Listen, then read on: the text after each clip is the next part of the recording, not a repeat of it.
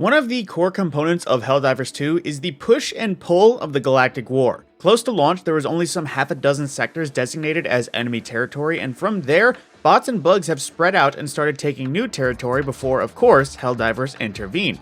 Since then, Held territory has been a constant back and forth, even going as far as eliminating all Held automaton sectors, even if this was a feint by the Clankers to push farther north so they could retake Cyberstan. The back and forth of Held territory, once upon a time, was a decent method of pushing the player base into different sectors, and by connection, different planetary biomes. Of course, all Helldivers know that being on certain planets means certain extreme weather complications. Sometimes it's constant afflictions like fog or temperatures, commonly it's occasional issues like blizzards or volcanic lava bombs, and some planets are perfect temperatures with the only issues being topography and flora. There isn't any prevailing issues with the weather modifiers themselves, like sure, ion storms are a pain in the ass, but they happen at the worst possible moment, but none of the modifiers feel overbearing or needing changes, except maybe fire tornado visual effects. But this was before the optimization patch of October, so it could have gotten better. However, the issue at hand is variety.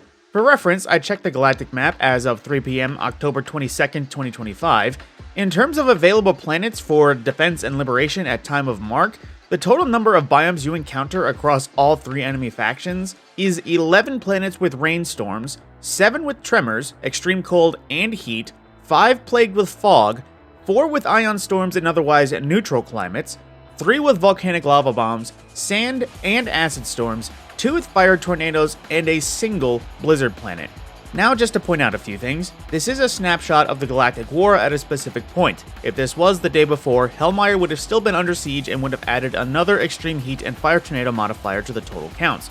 Also to note, plenty of planets have multiple modifiers present. Some are desert planets, so they have sandstorms with extreme cold and heat based on the time of day, and every present volcanic planet also seems to come with rainstorms. To the point, obviously there are a few biomes that are much more common in the field than others. Right now, earthquake planets are a lot more common than something like acid storms, which is a shame because acid storms are actually pretty useful.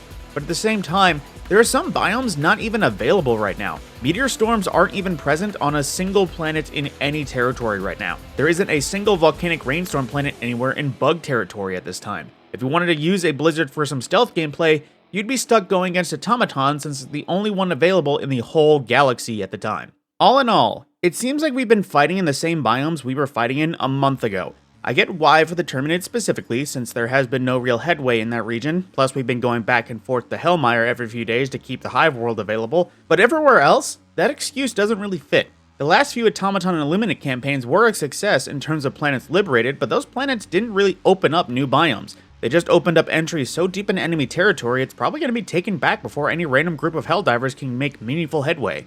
Example being Hydrovius. Not too long ago it was liberated as a part of the Major Order, but the Squid Divers haven't gone anywhere else in that direction since. Matter of fact, there was less than 50 Helldivers between the 3 planets connected to Hydrovius while I was writing this video up. This can be said about all the planets attached to recently liberated planets. A lot of planets opened up, but there's barely anyone on them.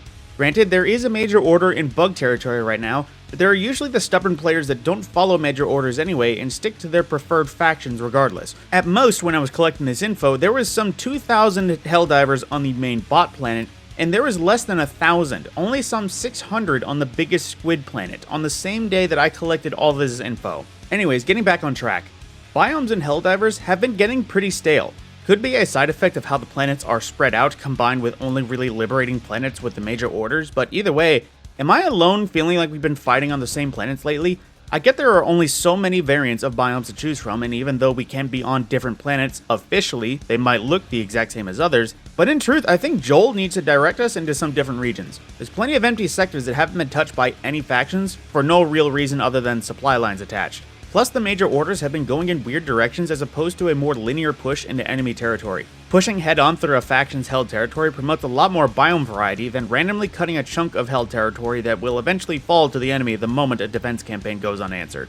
Either way, that's all I got for this one. Sadly, like I just mentioned, there is no real fixing this issue of biomes and a lack of variety other than Major Orders changing directions. Outside of the rare occurrence, random planets aren't liberated too often outside of Major Orders, and letting the enemy take territory just for the sake of defending a planet with a different biome is exceptionally undemocratic, and would see you sent to a freedom camp. That being said, let me know if you've missed fighting on any particular biomes. I do genuinely miss Acid and Meteor Storms. Acid makes enemies take a few less rounds to put down, and Meteors often randomly destroy enemy infrastructure you never even laid eyes on. Be sure to leave a like if you enjoyed this video, and even if you didn't, I appreciate watching all the way to the end. Subscribe to stay in the loop, but otherwise, my name is the Mad Scorpion, and I will see you in the next video.